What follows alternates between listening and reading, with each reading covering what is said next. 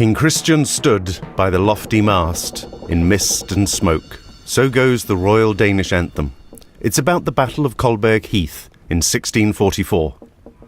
But the battle has not only been immortalized in the song, it has also been portrayed in Wilhelm Marstrand's famous and formidable painting from 1866.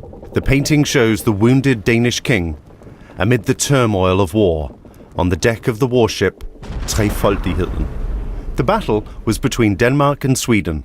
The two neighboring countries were once again at war. The Swedes wanted more power in the Baltic Sea, and they refused to pay the sound dues after Christian IV had increased the toll tremendously.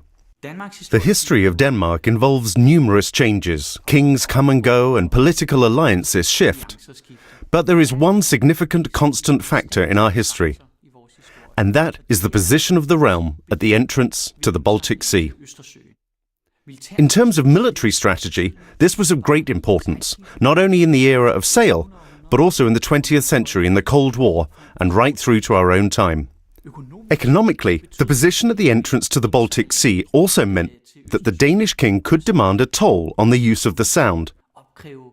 And this was actually the main source of income for the Danish kings from the 1400s to the mid-1800s.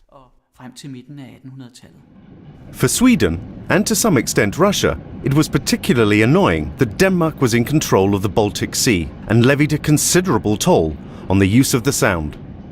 Both countries greatly desired to break free of their Baltic Sea confinement, so they could sail through Danish waters and out into the North Sea freely.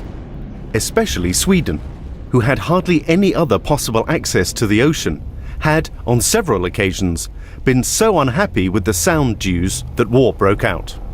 Whenever Denmark and Sweden fought for command of the Baltic Sea, it often led to an intervention from other European powers.